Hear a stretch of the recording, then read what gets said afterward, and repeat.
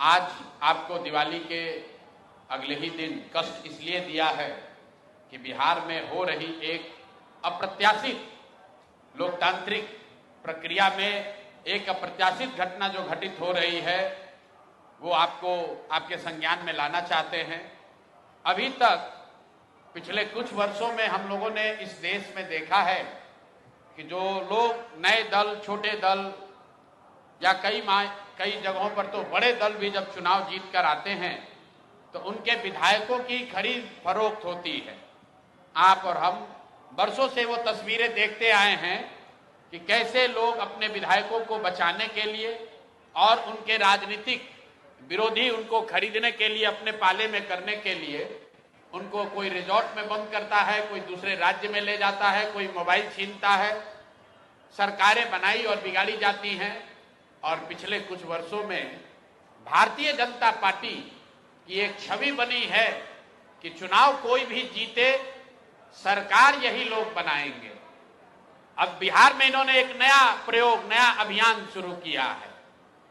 बिहार में 3 वर्षों तक जन सुराज को वोट कटवा पार्टी बताने वाले भारतीय जनता पार्टी ये कहने वाले कि इनकी कोई वजूद नहीं है।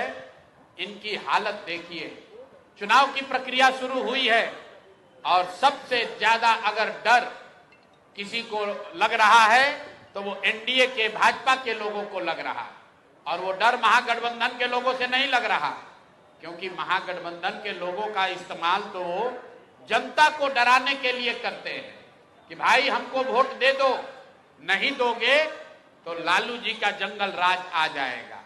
लेकिन इस बार चुनाव की लोकतांत्रिक प्रक्रिया में जन सुराज का एक नया विकल्प जनता के सामने है।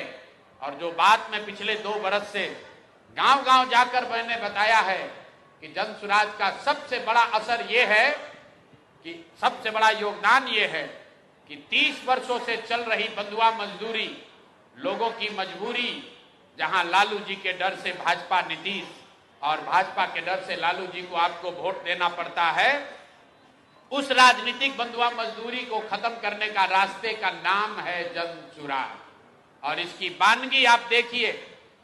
यहाँ का एक क्षेत्र, अभी आपने खबर सुनी होगी कि पिछले 4-5 दिनों में 3 जन सुराज के घोषित उम्मीदवार जिन्होंने नामांकन किया या जो लोग नामांकन करने गए, उन लोगों को नामांकन नहीं करने दिया गया या नामांकन किया तो उससे उनका नामांकन विड्रॉ कराया गया है। अब कुछ लोग इसको ये चर्चा कर रहे हैं कि लगता है कि जन सुराज के लोग डर रहे हैं। तो अब कौन डर रहा है, इसको दिखाने के लिए आपके पास यहाँ आज मैंने प्रेस वार्ता बुलाई है। पहला केस है दानापुर का। दानापुर में महागठबंधन की ओर से एक सज्जन जो चुनाव लड़ते हैं, उनकी छवि एक बड़े बाहुबली अपराधी प्रवृत्ति के नेता के तौर पर है, जो अभी जेल में है। और फिर भी वहां भाजपा जब लड़ती है तो इनके पास बताने के लिए कुछ नहीं है, सिर्फ ये डराते हैं कि भाई हमको वोट दे दो, नहीं तो जो सज्जन राजद से जीतते हैं वो आ जाएंगे, आपका जीना हराम कर देंगे। तो इस बार दानापुर की जनता ने ये तय किया था कि भैया उनसे डर के हम लोग भाजपा को वोट नहीं देना चाहते। और दानापुर के सारे व्यवसायी एक साथ बैठकर उन्होंने ये तय किया कि भाई कोई भी जीतता है, सबसे ज्यादा खामियाजा, सबसे ज्यादा दिक्कत दानापुर में बिजनेस व्यापार करने वाले लोगों को होती है। वहां के जो दोनों ओर के बाहुबली नेता हैं वो उनको परेशान करते हैं।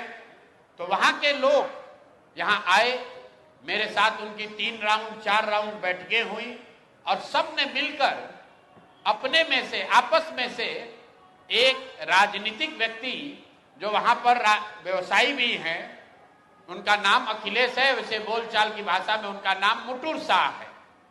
वो लोग आए और पूरे समाज ने मिलकर ये तय किया कि मुटुर शाह जी को भैया आप टिकट दीजिए। तो हम लोग इन रीतलाल यादव के डर से भाजपा को और भाजपा के डर से रीतलाल यादव को जो वोट देने की व्यवस्था बनी है, इससे हम लोग निकल सके। रीतलाल यादव जी को टिकट पार्टी ने दिया। रीतलाल यादव जी जब यहां से गए हैं टिकट लेकर, मैं आपको उसका चित्र जारी कर रहा हूं। ये मुटुर शाह का, ये मुटुर शाह हैं जो मनोज भारती जी के हाथ से यहां से सिंबल लेकर गए, और ये साहब सिंबल लेकर तो गए लेकिन वहां पर निर्वाचन के ऑफिस तक नहीं पहुंच सके। ये कहां गए?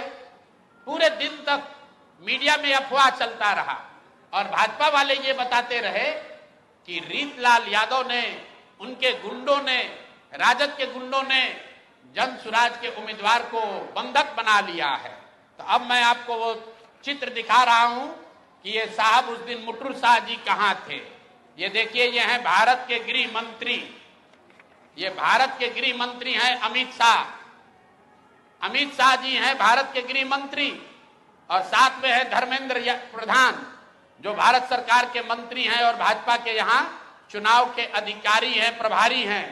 देखिए आप लोग, आचार संहिता की बात होती है, वोटरों को डराने खरीदने पर आचार संहिता लागू है, लेकिन सामने का जो उम्मीदवार है उसको भारत के गृह मंत्री अपने साथ खड़ा किए हुए हैं, पूरे दिन बैठाए हुए हैं ताकि वो नामांकन भी न कर सके।